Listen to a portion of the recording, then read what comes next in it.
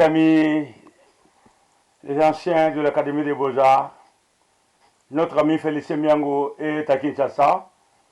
Et plus il est là-bas, plus je pense à lui, plus je pense à nos projets, que je ne me vertue pas à rappeler ou à répéter tous les temps.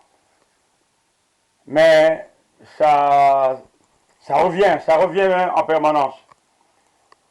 Alors, je suis en train de travailler, mais quelque chose m'est passé par la tête, quelque chose d'important en fait. Parce que je pense même que Paul l'avait dit aussi, beaucoup d'entre nous aussi le disent, que nous avons fait les beaux-arts pour certains depuis les humanités, instituts supérieurs, d'autres pas, mais beaucoup n'ont pas fait leur carrière dans l'art ou dans les arts. Ils se sont retrouvés dans d'autres domaines. Mais le fait d'être des anciens de l'Académie des Beaux-Arts, ils ont quelque chose à apporter. Et la question c'est que ils se disent, au cas où il y a un événement, il y a un projet sur les Beaux-Arts, nous en tant qu'anciens qui n'avons pas continué dans l'art, qui n'avons pas quelque chose de palpable du point de vue de l'art que nous pouvons apporter aujourd'hui, quelle est notre part dans toutes ces choses-là? Eh bien, c'est ce qui m'est revenu pour dire que, oh là, nous devons revenir là-dessus. Écoutez mes amis, nous sommes des amis, un. Deuxièmement, nous avons fait un parcours ensemble pendant une certaine période de notre vie. Et pas le moindre, pas n'importe lequel. Chacun de nous, du moins s'il veut, hein, ceux qui veulent, a toujours quelque chose à apporter. Ces jours-là, ou quand il y aura un événement, que ce soit ici en Europe ou ailleurs, ou à Kinshasa, par rapport à l'Académie des Beaux-Arts, par rapport à nous les anciens, chacun de nous a sa place et chacun de nous a quelque chose à apporter. Pourquoi j'ai dit ça? Vous voyez, quand nous parlons d'un lieu de mémoire, dans nos intelligences, nous voyons des tableaux, des sculptures, des céramiques, des écrits. Je veux nous rafraîchir un peu la mémoire. Excusez-moi, mais j'aime bien ça. Je vais commencer par une anecdote qui va nous réveiller. Avant de venir à l'Académie des Beaux-Arts, après le collège, j'étais orienté vers l'Académie des Beaux-Arts. Mais dans le groupe, les amis, beaucoup avaient choisi l'école technique. Je disais, qu'est-ce que moi je vais foutre à l'Académie des Beaux-Arts? Je me voyais plus technicien, surtout que j'étais beaucoup dans les bricoles. Pour moi, je disais, je vais à l'école technique. Et pourtant, j'étais pressenti et orienté vers les Beaux-Arts. J'avais cette main-là. Et puis, du coup, j'ai dit non, moi je vais à l'école technique. Et bien, j'ai choisi l'école technique juste à côté de l'Académie des Beaux-Arts. L'école technique industrielle. Il y a Sainte-Marie, il y a l'école technique industrielle, et puis il y a Paul VI, plus loin. J'ai choisi l'école. Alors, ben, je suis allé à l'école technique, et à cette époque-là, il n'y avait que deux professeurs noirs. Il y avait un Haïtien qui donnait cours d'histoire et de géographie, et puis un Congolais qui s'appelle, l'Haïtien s'appelait Fredo, et le Congolais s'appelait Mouina, qui donnait cours de pratique, c'était la technologie ou quelque chose comme ça. Bref, eh bien, je vais là-bas, je me suis un peu amusé. Vous voyez, je n'ai pas pris vraiment l'école technique au sérieux. La mode, hein, à l'époque, vous voyez, les bagues régnaient. Moi, on était encore en troisième. Et c'est quand nous avions atelier la classe de troisième, les autres classes n'étaient pas dans l'atelier. Nous étions à l'autre bout, et la cinquième et la sixième étaient à l'autre bout. Alors, le professeur Mouina, les Noirs, étaient dans son bureau, pendant que nous, on était en train de travailler, faire des pièces telles que c'était à faire. Qu'est-ce que je faisais, mes amis? J'ai glissé doucement et j'allais jusqu'au bout, dans les ateliers des 5e et 6e, là il y avait des grosses machines. je mettais une barre de cuivre sur la machine, je réglais la dimension. Vous savez, j'étais un peu... j'ai réglé la machine pour couper la barre de cuivre et pour fabriquer des bagues en cuivre, mais tellement bien fait, c'était comme de l'or, vous voyez. Ces jours-là, mes amis, c'était le jour fatal. Je suis allé, j'ai passé la machine, j'ai réglé, je vais couper combien de pièces, j'ai réglé tout. Mais je ne sais même pas comment je pouvais régler toutes ces choses-là, tellement que j'étais un peu... J'ai réglé et je suis rentré, je suis revenu à l'atelier et j'ai commencé à travailler. À un moment donné, les étudiants étaient tellement silencieux, personne ne voulait plus parler, personne ne voulait plus rien faire. C'est comme s'ils voulaient vraiment que ces jours-là, ça soit les derniers jours, que... Ils se sont tous arrêtés, et puis un silence. Le professeur a senti que, au bureau, il nous voyait, il a senti qu'il y avait un arrêt brusque. Il sort du bureau, il nous regarde, après il entend une machine qui tourne. Il court vers l'atelier de 5e, 6e, il tourne la machine en train de couper les morceaux de barres de cuivre. Il ramasse tout, il arrête la machine, il vient. Il n'a pas demandé, il n'a pas eu le temps de demander, il n'a pas demandé, mes amis, il n'a pas demandé. Tous les yeux étaient braqués sur moi. Il y a même les doigts qui commençaient à pointer. Imaginez la suite. Monsieur Mouina, le professeur noir, l'un des deux seuls professeurs noirs que nous avions à l'école technique à cette époque-là, il me dit, Emmanuel, sache que tu ne passeras pas. Et tu dois quitter cette école. C'est moi qui te l'ai dit. Tu peux te mettre ça dans ta tête. Alors, on a continué. J'ai fait ce que j'ai pu, mes amis.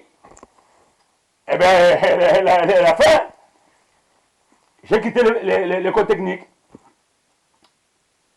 Très gentiment, hein, ça ne m'a pas dérangé. Hein. J'ai dit, bon, écoute, j'étais voué à aller à l'Académie des Beaux-Arts. Tout ce que j'ai à faire, c'est de sauter le mur et rentrer à l'Académie des Beaux-Arts. À cette époque-là, pour rentrer à l'école technique, l'examen, je ne vous dis pas. J'étais même pas sûr de passer, de rentrer. J'étais même pas sûr. Le jour où j'étais voir la liste, j'étais admis, c'était une fête. J'étais foutu dehors. J'ai traversé, je suis allé au Beaux-Arts. Et au Beaux-Arts, pareil, il fallait faire l'examen d'entrée. Parce que là-bas, première période, les 3 premiers mois, tu ne les réussis pas, hop, on te fout dehors. Mais moi, comme j'avais déjà une 3e à mon actif, l'examen, écoutez, c'était pas... C'était donné, quoi. Hop, j'étais à l'Académie des Beaux-Arts. Mais cette année où j'étais à l'école technique, on était déjà avec les anciens, avec l'Académie des Beaux-Arts. Des gens comme des Feinet, comment je peux dire, les Rémi et tout ça, et j'étais déjà à l'Académie des Beaux-Arts, pendant que moi, j'étais à l'école technique. Bref, j'ai loupé cette année-là, et je suis rentré à l'Académie des Beaux-Arts, et hop, j'ai repris avec tout ce que nous avons été ensemble, avec les Féliciens, les Pascal, les Landou, Babi, toute cette compagnie-là. Et les autres que j'ai croisés avant de venir étaient passés en 4e. Donc voilà, mais on se croisait au marché du rail. Nous, l'ingénieur, vous savez, les autres, quand parce que le bus scolaire était le même, l'école technique, Sainte-Marie, Paul VI, et nous, et l'Académie des Beaux-Arts, on prenait le même bus. Donc quand on arrivait, ils nous déposaient là, à côté du rail, chacun est rentré au marché du rail. Les gens, c'était Yolo, Matete Lemba, Yolo Lemba, Matete Njili, et qui m'a dit quelque chose, tout ça, même bus. Quand on descendait, on trouvait les autres, et puis hop, on rentrait au marché. Les gens de Yolo, les Lemba, Matete, et ils allaient dans du pain, des fois les miranzés, le café, thé. Nous, les Gilois, c'était le gojo. Nous, les Gilois, mes amis, c'était le gojo. C'était le kwanga, le douma. avec le macabre noir là, avec du piment là. On se les tapait le matin. Quand on rentrait à l'école, on était là. Bref, donc, et après, l'année où j'étais au Beaux-Arts, j'ai croisé tous ces mondes-là et hop, on a commencé. Mes amis, j'ai fait l'école, j'ai fait les Beaux-Arts. Jusqu'à la fin. On va aller à l'institut supérieur.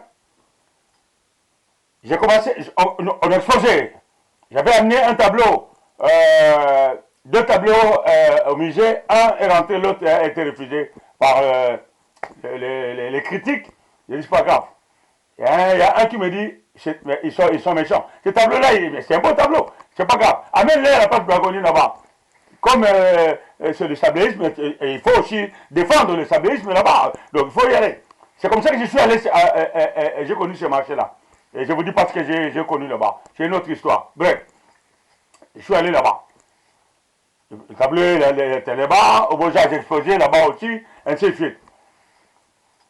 J'ai gagné beaucoup d'argent là-bas, hein, plus que Beaux-Arts, je vous dis. Hein. J'avais mon presse-book, quand les Blancs y arrivaient, j'ai dit, je ne suis pas, moi je suis de l'Académie des Beaux-Arts, tiens, regardez, ils regardaient, tout, oh là là. Et quand je vendais, c'était pas n'importe quoi. Bref. Par rapport à ce que je suis en train de nous dire, pour ceux qui n'ont pas fait les Beaux-Arts, ceux qui n'ont pas fait carrière avec l'art, dans l'art, et ainsi de suite, et qui ont toujours quelque chose à apporter. Regardez ce que je suis en train de vous dire exactement.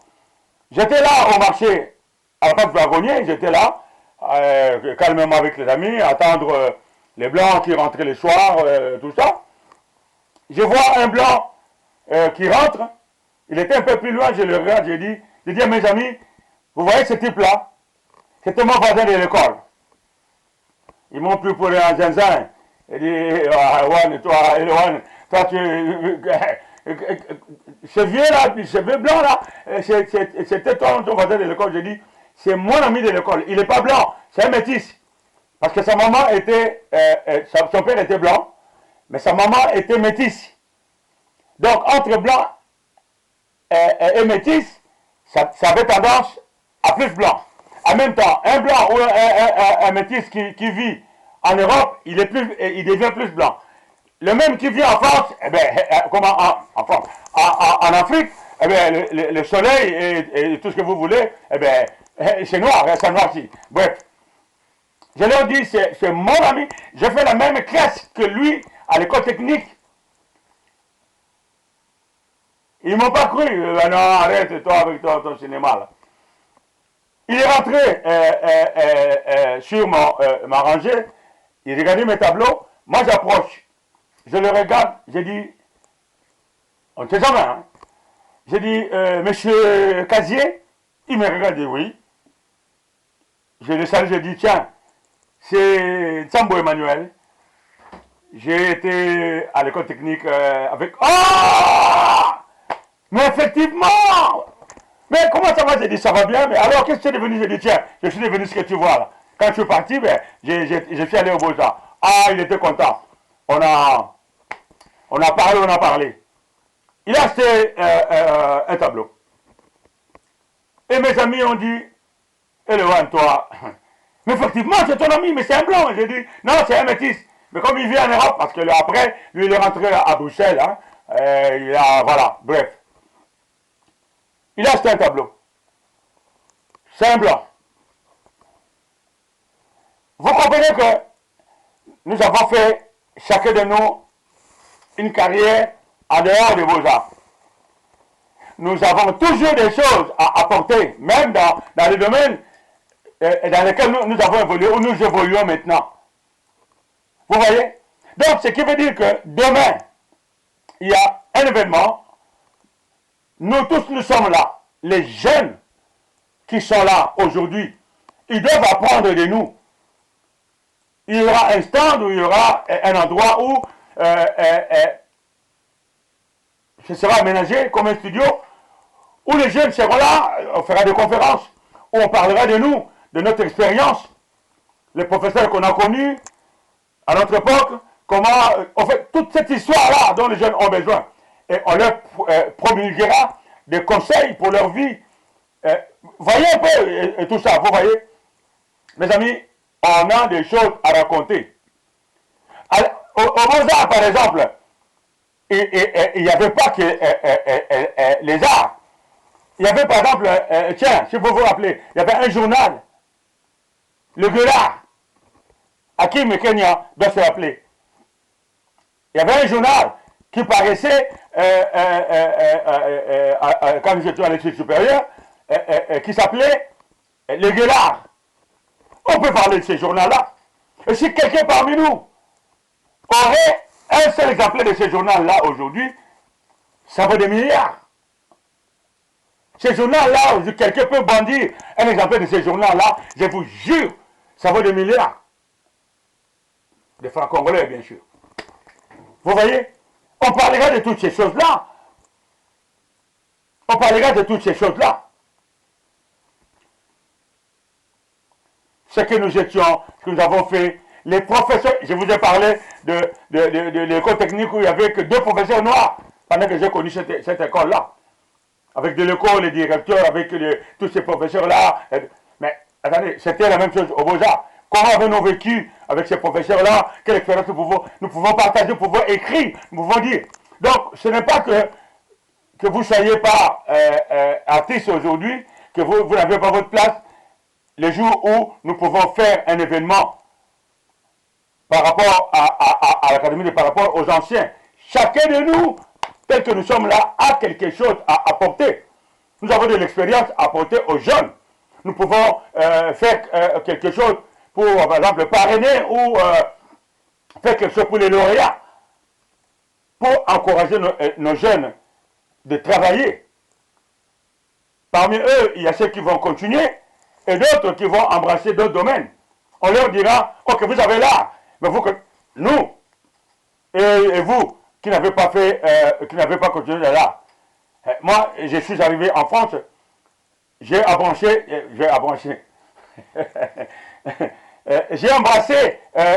le génie civil. Vous voyez, je suis autodidacte dans le génie civil, dans l'armature. Vous voyez, c'est dans l'armature que j'ai pris ma retraite aujourd'hui, dans le génie civil, le bâtiment des travaux publics et le génie civil, en tant que chef de chantier, cadre. Donc, pour vous dire que, et pourtant, je suis artiste.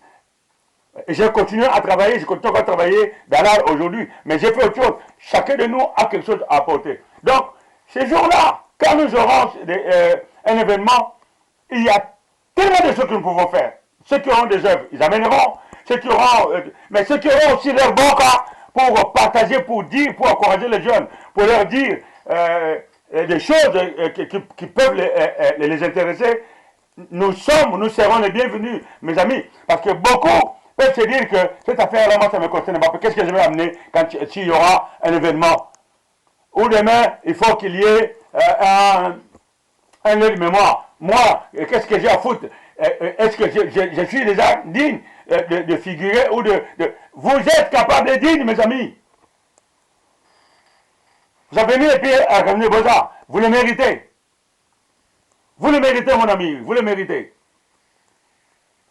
Ne cédons pas bêtement nos valeurs comme ça. Ne cédons pas.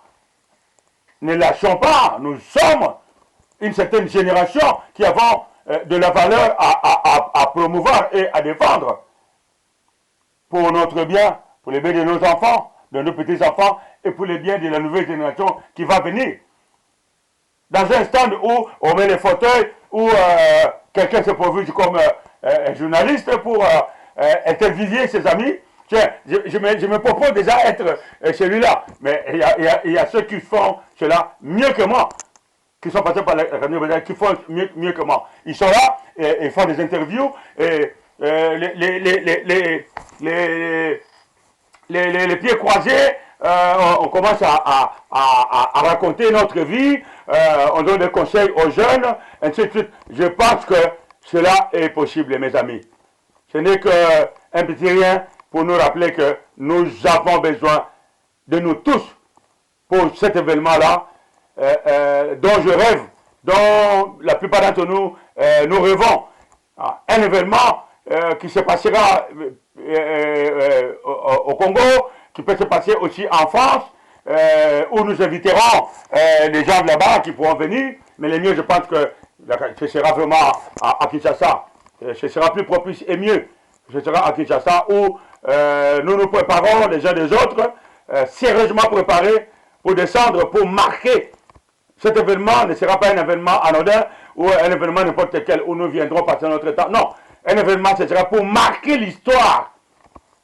Cette gueule-là, les gens verront que, ah tiens, c'était Eloane qui a fait le Beaux-Arts une fois. Ah, il était là, il a amené quelque chose. Hein, et puis, il a dit des choses. Les jeunes diront, le vieux con avec sa barbe zèbre là, il avait dit quelque chose qui m'a beaucoup béni. Je pense que quand j'ai essayé de faire ce qu'il disait, si je suis comme ça aujourd'hui, parce que je me suis rappelé de ses conseils. Ah, l'autre vieux là qui habite en France, qui était professeur aussi, il m'a dit quelque chose sur l'autre encore qui habite c'est là, qui est sculpteur, qui est ceci. Il y en a un aussi qui n'a pas fait qui n'a pas continué dans les beaux-arts, mais il a fait un autre domaine. Il est à Lubumbashi, mais il a partagé quelque chose qui m'a beaucoup frappé et je pense qu'on en avait besoin, mes amis. Ils en ont besoin. La nouvelle génération en a besoin. Alors, toi, mon ami, ne pense pas que parce que tu n'as pas fait, tu ne peins pas, tu ne sculptes pas, tu ne fais pas de céramique, tu ne fais pas ces choses-là aujourd'hui que tu n'as pas ta place.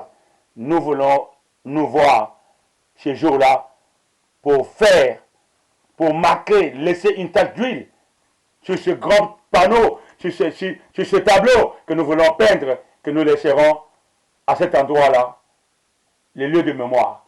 Nous sommes capables de figurer dans ces lieux de mémoire. Voilà ce que je vais à vous partager, mes amis. Il n'y a que ça que je peux vous dire. Hein? Je préfère vous parler plutôt que de vous mettre autre chose dont je n'ai pas la maîtrise. Voilà, mes amis, je vous aime beaucoup. J'attends ce moment-là. J'attends ce moment-là que nous pouvons nous revoir, parler, partager de bons souvenirs, aider les jeunes, encourager les jeunes et aussi aider les autorités qui prennent des responsabilités pour que cette école, l'Académie des Beaux-Arts, reste l'une des meilleures dans le monde. Allez, je vous aime beaucoup, que Dieu vous bénisse.